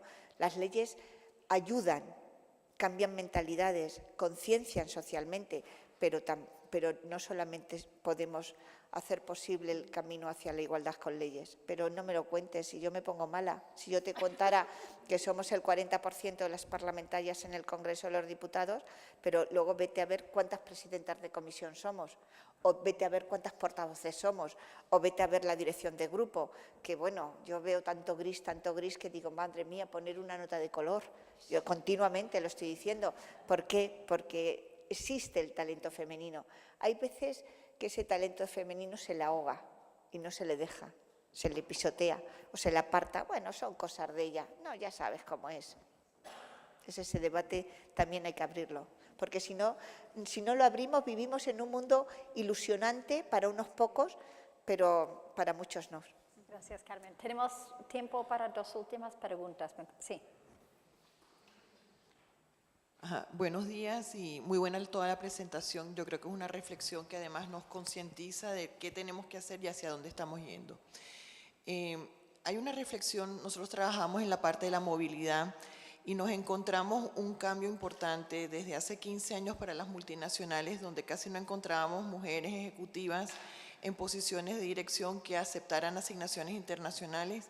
Yo en los 15, 20 años he visto que las empresas se han incorporado a esas mujeres y han intentado darle esos espacios para que ellas puedan profesionalizar su carrera a nivel internacional. Pero hay una reflexión que cuando nos toca hacer las ofertas de trabajo nos encontramos con aquellas que tienen niños o que tienen familia, donde los cónyuges no las acompañan en la misma medida que cuando es un hombre que está siendo asignado en el extranjero. Con lo cual hay una reflexión de fondo que tendríamos que educar de una manera equitativa a que el apoyo en una pareja es un lado por un momento y el otro por el otro momento. Por eso es que muchas veces, incluso se nos plantea a todas nosotras muchas veces, si tú vas a tomar una posición de liderazgo, necesitas una pareja, si estás en pareja, que te acompañe a que puedas tener esa posición, porque alguien tiene que asumir otra parte de los roles dentro de la familia. Y esta es una reflexión de que no somos individuos solamente, somos una sociedad. Unos nos apoyamos, otros nos apoyamos y necesitamos concientizar y educarnos de esa manera, que no es que el hombre deja de tener machismo o ser hombre porque está acompañando a su mujer en una asignación, porque hay otras maneras también de crecer en esa asignación. Sí. Yo doy a veces charlas a chicas jóvenes sobre diversidad y el mensaje más importante que les doy es: piensa muy bien con quién vas a pasar el resto de tu vida o no, pero piensa muy bien quién es tu pareja. A la hora de desarrollarte, si tú quieres desarrollar una carrera profesional, asegúrate que la persona que va a estar a tu lado va a ser una persona que te vaya a apoyar. Por eso, porque no todo el mundo está dispuesto, pero te digo también, lo contrario pasa. Nosotros tenemos a veces asignaciones internacionales y hay hombres que no quieren, porque ellos se quieren quedar aquí y ya está, que está bien. Pero es verdad que sí, que hay más mujeres que siguen a los hombres que hombres a las mujeres, pero yo creo que también ese es un tema, lo que comentaba el caballero, el tema de cultura, sobre todo la cultura española. Pero volvemos a lo mismo, hay que cambiar la mentalidad y los primeros que tenemos que cambiar la mentalidad somos nosotros. Y yo digo, abogo porque las mujeres especialmente cambiemos la mentalidad, hagamos un esfuerzo. Yo en mi casa, que tengo, mi marido también es ejecutivo, él también viaja mucho y los dos compartimos absolutamente todo, cuidado de las niñas y todo, pero soy yo la que le digo, no, espérate, que yo voy al súper, después llevo a la niña al médico, luego me voy a trabajar, luego ya me muero directamente. Y muchas veces pienso, ¿y por qué lo tengo que hacer yo? Y él me dice, ¿pero por qué lo quieres hacer todo tú? Y digo, si es que tienes razón. Entonces, en eso somos muchas veces las mujeres las que queremos organizar todo y abarcar todo, y somos nosotras las que tenemos que hacer ese esfuerzo para decir, oye, no, si realmente es compartido y estamos hablando de una conciliación, nosotras tenemos que ser parte activa de crear esa conciliación. Sobre todo porque no podemos ser superwoman. Exacto. Y tenemos que aprender a delegar. Exacto. Cuando delegas, en esa persona con la que comparte tu vida también la enseñas. Claro. Porque la capacidad de amar no es solamente de las mujeres, es también de los hombres. Cuanto más se implica un hombre en la educación de sus hijos o en cuidar a un bebé, más ternura despierta. Por eso siempre he dicho que la capacidad de amar no es solamente de las mujeres, es de hombres y mujeres. Sí. Por eso la conciliación es de hombres y de mujeres. Es mucho más feliz una pareja cuando comparte las tareas del hogar, cuando están los dos diciendo, bueno, pues tú pasa el aspirador, que yo voy a hacer este baño, porque tú vete a por el niño, y luego nos tomamos la caña o nos tomamos la cervecita, el aperitivo el sábado a mediodía, que cuando está ella, pues vulgarmente, como decimos en España, perrea, limpiando la casa, organizando la comida del fin de semana y tal, y luego él, que está muy contento, dice, pues vamos a tomar la cerveza, y entonces ella le dice, no, ahora te vas tú, ¿no? Es decir, cuanto más capacidad tengamos de compartir, más fácil es la vida, ¿no? Y lo que tú dices es verdad. Es decir, que tenemos ese sentimiento de culpabilidad innato en nosotras, que si no dedicamos todas esas horas que creemos que tenemos que dedicar al hogar, al cuidado de los hijos, a la educación, al cuidado de nuestros mayores, pues indiscutiblemente nos estamos penalizando continuamente y eso hay que cambiarlo. Sí, hola, buenos días. Soy Patricia Leandro, abogada del área de penal de Uría Menéndez. Y yo tengo una pregunta sobre igualdad de género. Y es que a día de hoy la mayor parte de las grandes empresas al menos sí tienen programas para fomentar esa igualdad de género. Y lo que vemos es que sí tenemos resultados en las esferas más bajas, medias o incluso medio altas de las empresas, sí vemos resultados y una mayor igualdad. Pero en la cúpula, y hablo por ejemplo de los consejos de administración, pues todavía la foto que tenemos a día de hoy no es la de igualdad de género. Entonces, mi pregunta es, ¿qué creéis que tenemos que hacer para conseguir la igualdad también en la cúpula? Y en concreto, ¿qué opináis de las cuotas o medidas de discriminación positiva, que son, creo que, medidas bastante polémicas? Hay gente que se considera muy defensora de la igualdad de género, pero que está en contra de las cuotas. Y pregunto en dos sentidos, ¿cómo veis las cuotas como medida autoimpuesta por las empresas?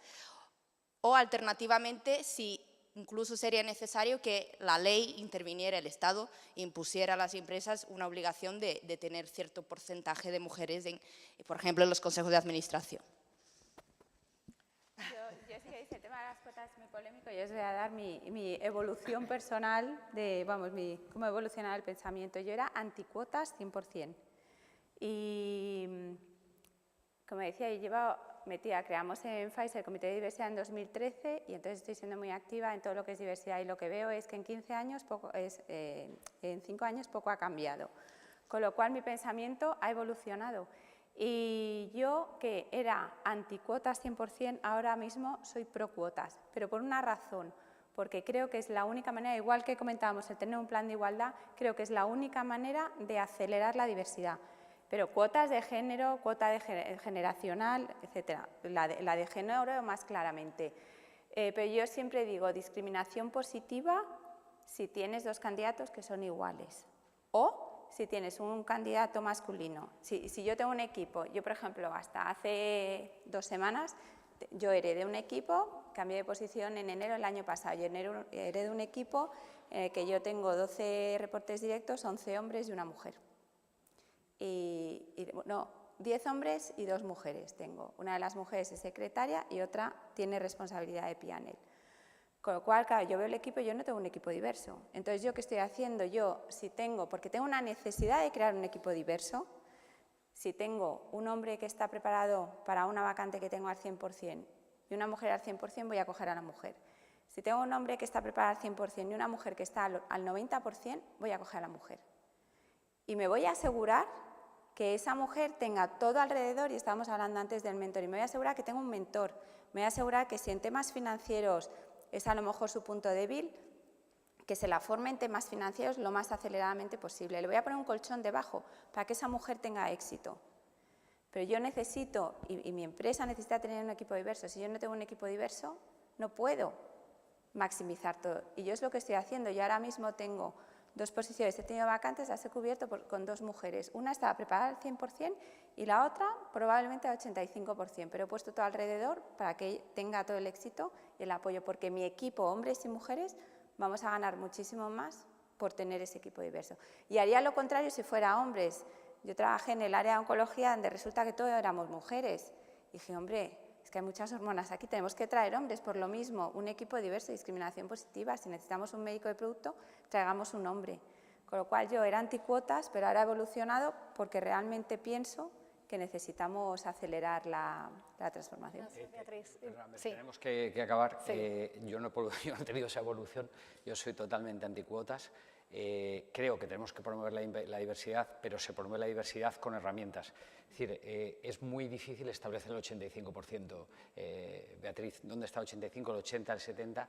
y creo que las personas incapacitadas para desempeñar determinados puestos, que simplemente están allí porque corresponden a una cuota, hacen un daño terrible. No, yo es que soy contraria a cuotas. O sea, yo favorezco cuotas si tienes personas cualificadas y te aseguro que mujeres cualificadas las hay. Yo cuando me dicen no tenemos mujeres cualificadas, digo es imposible. Beatriz, pero vuelvo al punto anterior. Entonces ahí volvamos a los elementos objetivos de valoración.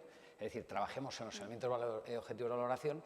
Si llegamos a tener un 70% de mujeres funcionarias, estableceremos la cuota a favor de los hombres. No tendría ningún sentido. Si están entrando los mejores, que sigan, y si es el 90%, pues será el 90%. Está claro que esta pregunta da para bastante más debate, pero yo creo que hay un tema importante, que es lo que nosotros trabajamos mucho, lo que llamamos el gap cero.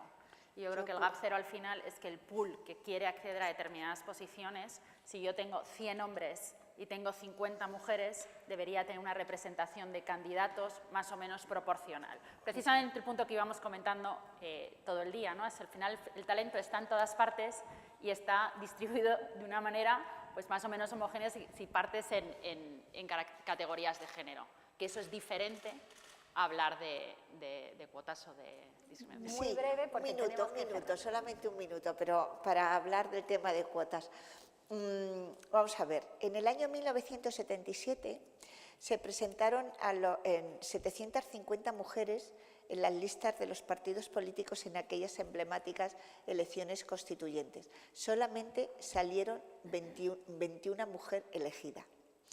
Yo, bueno, soy funcionaria, lo llevo en la sangre, en mi ADN, pero me ha gustado mucho la vida política. Me ha gustado participar porque estoy convencida de que es el arte de hacer posible lo imposible, ¿no? Y bueno, lo intento todos los días de mi vida, a pesar de todo lo difícil que está en estos momentos las instituciones en España, ¿no? Pero si no hubiéramos sido capaces de hacer una ley de cuotas, hoy no seríamos el 40% de las mujeres o de las personas en el Parlamento mujeres. No sería posible. Y te voy a decir por qué. Mira, yo me afilié al Partido Popular en el año te voy a decir un detalle. Yo me afilié al Partido Popular en el año 1989.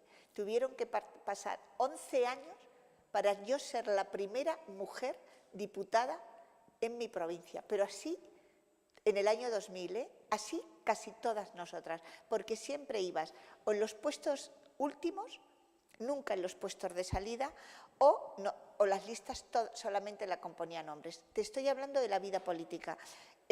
Hoy, para que haya una mayor participación de las mujeres en los consejos de administración, fue gracias a un convenio que firmó el gobierno del expresidente Rajoy con las empresas del IBEX para ir avanzando en la participación de las mujeres. No había cuota, pero del 14% que había en el año 2011, hoy es el 20%. Algo hay que hacer.